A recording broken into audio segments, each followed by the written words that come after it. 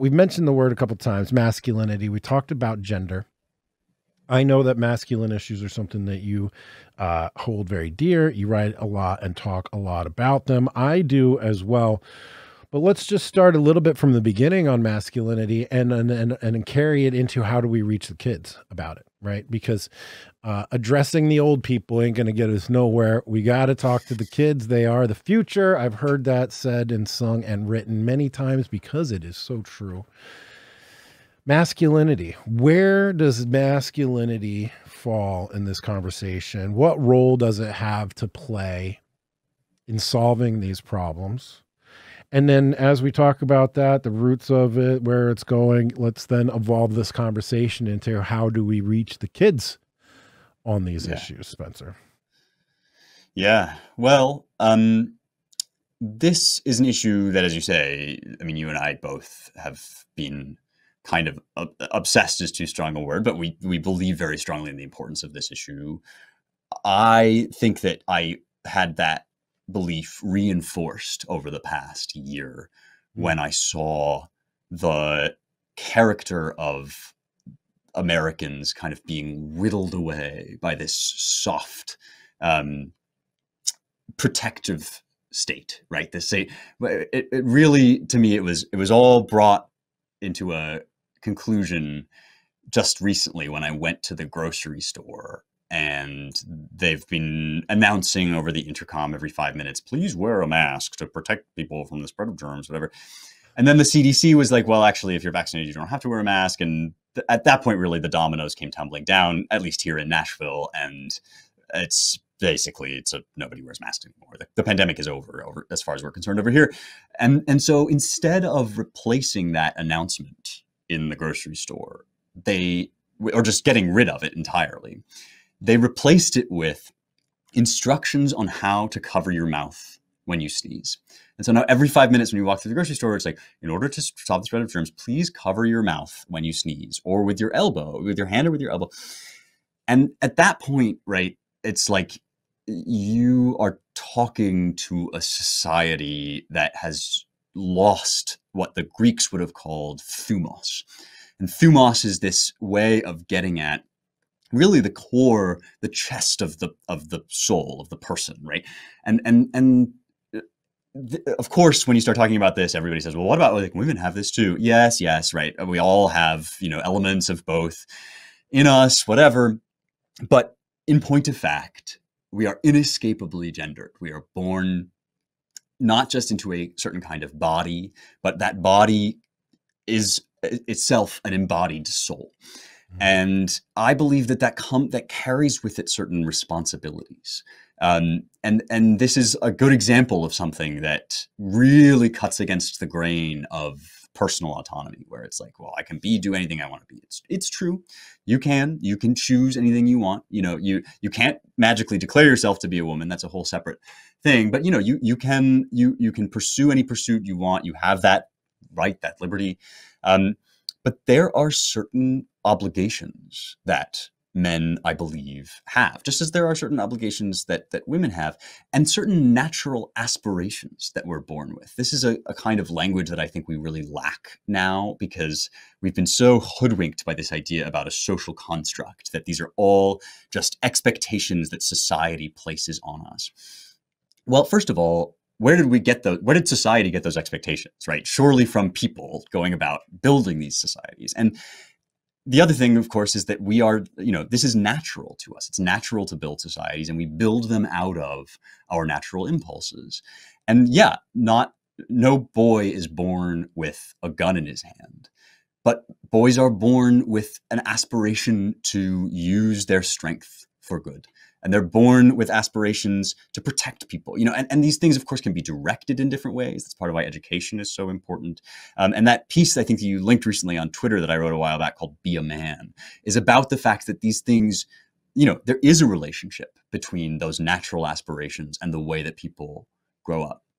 And the relationship is that our natural self is shaped and molded by what we're taught. And these are the things that vary from culture to culture. So when leftists say, well, look, like in this culture, the men farm, and in this culture, the men hunt. And it's like, yeah, but they take care of the house, right? Like these basic things that, and so, you know, your society based on your time and your place, your circumstances will teach you how to best use those natural aspirations.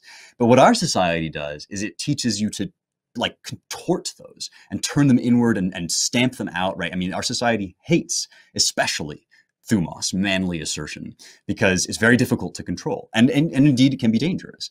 And so we've stripped away all of our traditional modes of guiding boys to grow into men. And I think like when you come to this question, right, of how do we reach the kids?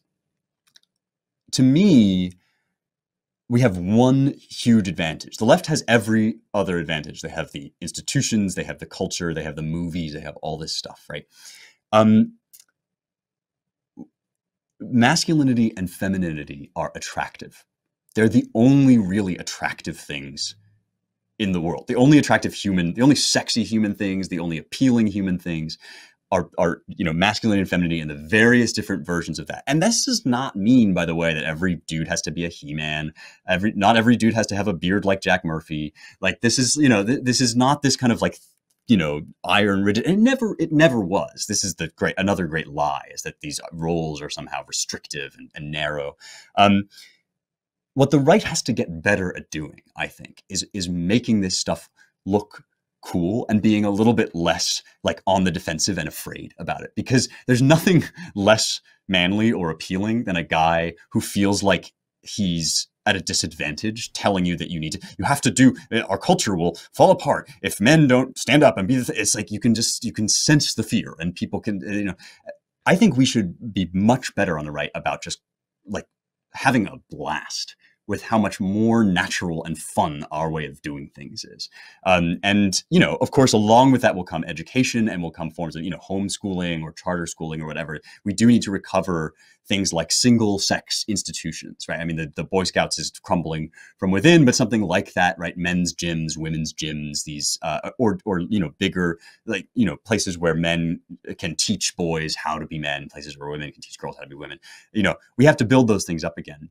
But I think one reason why those efforts sometimes fail is we don't start them from a place of like abundance. Like we are having a blast. We have the good stuff. And I think like, you know, Liminal Order and that kind of thing is like, it's fun. It looks good, you know, and I think that's the working out thing is another one, right? It's like, yeah, you work out because you want to look and feel amazing, and like you don't want to be 300 pounds, and like that. I think we should be just like way more fun and goofy and antic about that, because the truth is on our side, and that's a fun place to be. Fun. You're right. Fun. Yeah. I was reading a piece from Anton the other day where I believe that he was citing Machiavelli and referencing Bronze Age pervert. And I think it was one of the first times I saw Michael really give Bap some due on that by connecting Machiavelli's urges to be fun and engage the youth and disregard the old folks, and connecting that to Bronze Age pervert strategy. And I think he's been really, you can't deny Bap's effectiveness when it comes to reaching the youth. And I'll tell you, I have had some incredible, including yourself, guests on this show. The Bronze Age Pervert show that I did 2 years ago is still my #1 listened to podcast, #1 downloaded, because he does have the attention of the youth and of the energy of the youth. Having fun and demonstrating, it's big dick energy, dude. That's what it is. It's totally BDE, 100%. Yeah. Yeah. And you have to, I mean, this is what you have to wear it and own it and swing it around and just, and with no shame. Oh yeah. Well, I mean, because you and I both, right, do a lot on Twitter of like, you know, did you work out today? Like, you know, and I've noticed something really interesting about that. Whenever you do that, whenever you tweet a gym selfie, whenever you say like, you should get jacked, you should unapologetically, and like, you know, is that I get exactly 2 kinds of responses. And one is by far the majority kind. And that is like, in the DMs, dude, like, you're actually inspiring me. Like, and you and I think have talked about this, how like that makes the entire thing worthwhile. And for me, a lot of times it's like nerdy guys who are like, I didn't know that you could like read a lot and also lift weights. And it's like, or you're modeling that or whatever. And so this is like, you know, everything else is, nothing else matters when you hear that. And that's the majority. Then you get like, why are you like, you're supposed to be talking about Homer. Like, why are you tweeting about your biceps? Like this is stupid, like douchey backwards hat wearing, whatever. Now, first of all, I does not care, but it is interesting, right? I mean, it's interesting when you get that reaction, and you can always tell that you're touching some kind of nerve. Yeah. Because why should it matter to some anonymous guy on Twitter that I'm tweeting about this? Well, it matters because people know that this is important. They know that this is like, there's something indispensable about that BDE, and like letting that out a little bit, even if, you know, it takes a certain degree, it takes a kind of like, I don't know, I think it takes a kind of leadership or something to just step out and model that. And it's not everybody's cup of tea. Some people are more reserved, but whatever. You know, King David says, I will be yet more ridiculous than this. Like, I'll be a little like, you know, crazy on Twitter if it gets people like off the couch and into the gym. Like, I don't know, and I think that's when you talk about BAP, when you talk about what I would call RWBB, right wing bodybuilder Twitter, you know, Physique Friday, all of this stuff. It's like there's a certain just animal energy, and it's like we think of that as not civilized, but it's actually the motor of civilization. It's like that's what builds cities, societies, civilizations. And it's like, yeah, you have to harness it, you have to make it righteous, you have to put it into a marriage, you have to do all of these things. But with you have to have it, and with it, that's the indispensable thing. And so, yeah, I think like people get mad about it because they know it's like you got to have it. You got to have it. And BAP gets shit because he says, and then get on a pirate ship and cruise around the world causing terror. Now, that's not exactly what he means, obviously. And, you know, even if he does, the point is that we got to do things to spur people, right? I mean, when you look at the numbers, it is just pathetic. Testosterone count down, grip strength down, sperm mobility down, you know, fatness up, lean muscle mass down. I mean, every element of masculinity totally been diminished and destroyed, declining into the toilet. American Psychological Association pathologizes masculinity, risk-taking, competitiveness, et cetera, et cetera. And it's funny. It's like, we're beyond even now accepting that there's a war on masculinity. Like it took really, I mean, dude, I've been studying and working on this stuff since like 2009. And it took me, even knowing what I know and saying all the things and living it took me until the Kavanaugh hearings where I heard the language of radical feminism, you know, at the Senate Judiciary Committee, where I was like, okay, all right, it's for real. It's for real, for real. There's no denying it. It's for real, for real, for real. And so in our parts of the internet, it's just taken for granted. But like, it's no matter how many millions of impressions I get or whatever, we're still niche level. We had this conversation, niche. We're still small sliver of the universe level. Right. And so our rhetoric and tactics need to, one way works on people who are hungry and seeking things in the dark corners of the internet. Those things don't necessarily work on people who are just like, oh, I follow this baseball player and now I'm following Jack Murphy for some reason. And what the hell is he talking about? BDE, did you work out today? You know, there has to be an evolution in the tactics, I believe, and some sort of fun. Right? We have to have more fun. Fun is attractive. Attractiveness is attractive. You know, I mean, it's weird to even say that, but we really do have to focus on it.